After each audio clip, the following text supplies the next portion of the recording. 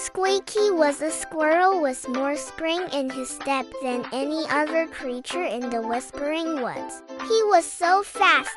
His tail looked like a furry blur, but he was also terribly forgetful. Professor Ollie, on the other hand, was all brains. He wore tiny, perfectly round glasses perched on his beak, and he knew everything about everything.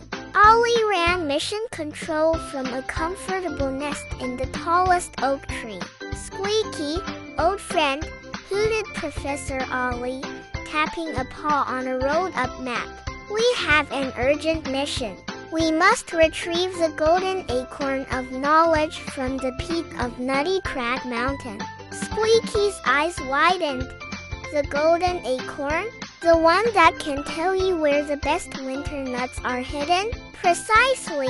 Ollie adjusted his spectacles, but it's guarded by an ancient riddle. I have the brains, Squeaky, but I need your bounce to reach the top. It's too steep for flying. The cliff. Squeaky zipped up his little backpack, which Ollie had packed with trail mix and a miniature magnifying glass, just in case, and off they went. Nutty Crag Mountain was huge and rocky.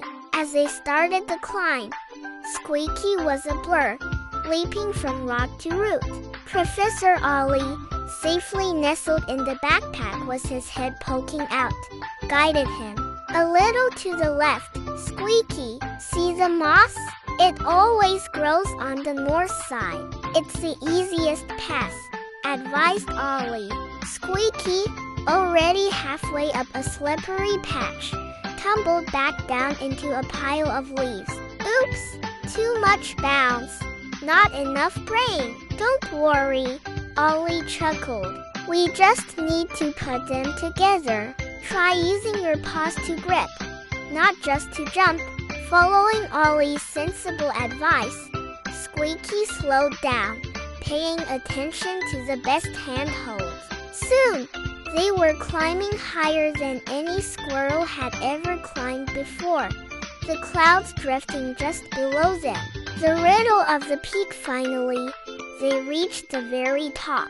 It was cold and quiet. In the center of the peak, on a smooth, flat stone, sat the prize, a glowing, golden acorn. But it was protected by a shimmering, invisible wall. Professor Ollie pulled out his map and found the inscription etched into the stone. He cleared his throat and read the riddle aloud. I have cities, but no houses. I have mountains, but no trees. I have water, but no fish. What am I? Squeaky scratched his head. A big, empty parking lot? A very lonely beach? Ollie frowned, thinking hard. He ran every possibility through his sharp owl brain. It can't be a house. It can't be a castle. It must be something abstract. Squeaky was getting impatient. He started dancing in a circle on the rock, his tail swishing. Tap, tap, bounce. He bounced right next to Professor Ollie's open map. Then, Squeaky paused. He looked at the riddle, then down at the map. Professor Ollie, Squeaky squeaked excitedly. Look, your map has cities, and mountains, and water, but no real houses or trees or fish. Ollie stared at the paper in his paw. He adjusted his glasses once, twice, 3 times. By the feathers of my ancestors, you've done it.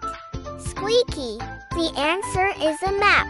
Mission accomplished. As soon as Professor Ollie whispered the answer, the invisible wall shimmered and vanished like morning dew. Squeaky didn't wait. He dashed forward, grabbed the golden acorn of knowledge, and felt a strange buzzing feeling of smarts travel up his arm. They climbed back down the mountain, Squeaky still full of bounce, but now carefully checking for the moss on the trees. Back at Mission Control, Professor Ollie poured Squeaky a small cup of warm hazelnut tea. Well done, Squeaky, said Ollie. You proved that sometimes the answer isn't in a book or a big brain. Sometimes it's about looking closely at what's right in front of you. Squeaky grinned, his tail twitching happily. And sometimes, Professor Ollie, you just need a lot of bouncing to get to the right place.